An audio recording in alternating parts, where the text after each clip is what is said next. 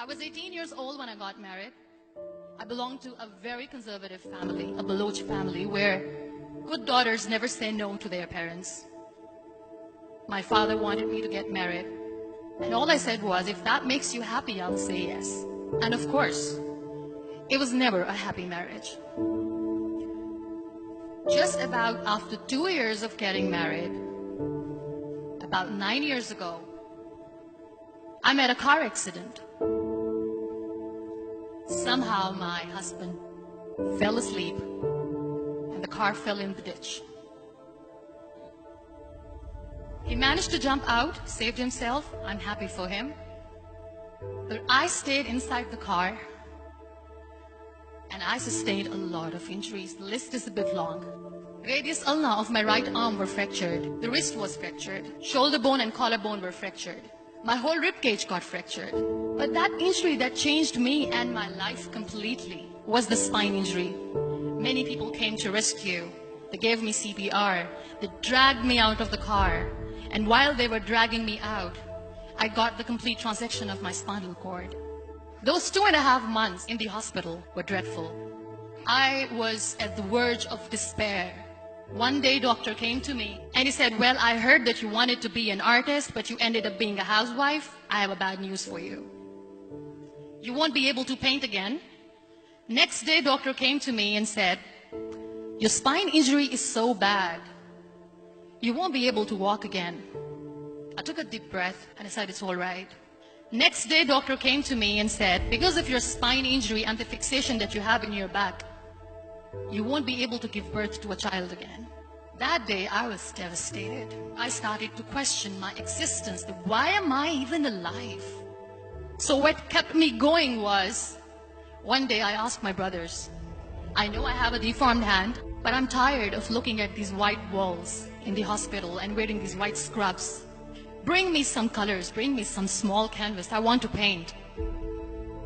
So the very first painting I made was on my deathbed, where I painted for the very first time.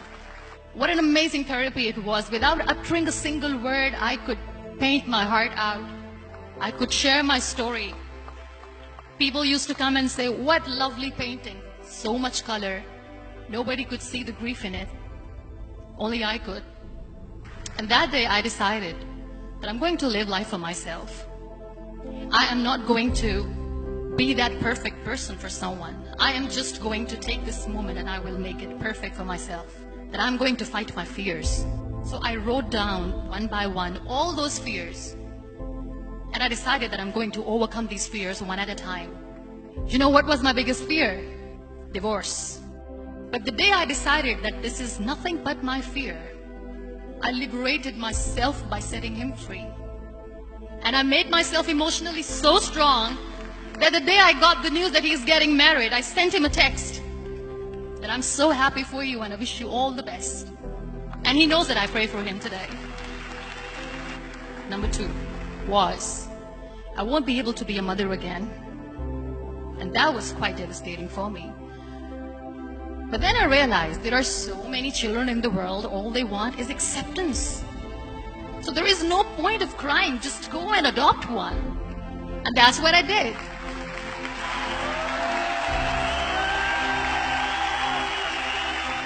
I gave my name in different organizations, different orphanages, and I waited patiently.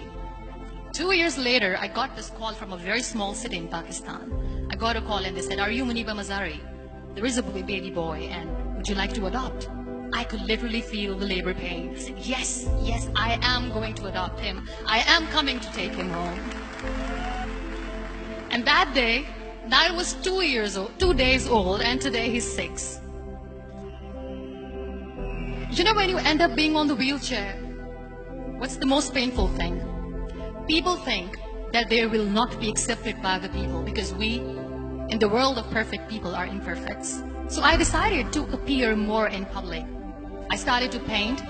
I have done a lot of modeling campaigns. I decided that I'm going to join the national TV of Pakistan as an anchor person. I became the National Goodwill Ambassador for UN Women Pakistan, and now I speak for the rights of women, children. I was featured in BBC 100 Women for 2015. I'm one of Forbes 30 under 30 for 2016. So when you accept yourself the way you are, the world recognizes you. It all starts from within. We have this amazing fantasy about life. This is how things should work. This is my plan. It should go as per my plan. If that doesn't happen, we give up. I never wanted to be on the wheelchair. Never thought of being on the wheelchair. This life is a test and a trial, and tests are never supposed to be easy. So when you're expecting ease from life, and life gives you lemons, then you make the lemonade, and then do not blame life for that. It is okay to be scared. It is okay to cry. Everything is okay, but giving up should not be an option. They always say that failure is not an option. Failure should be an option, because when you fail, you get up, and then you fail, and then you get up, and that keeps you going. Embrace each and every breath that you are taking. Celebrate your life. Live it. Don't die before your death. Real happiness lies in gratitude. So be grateful, be alive, and live every moment.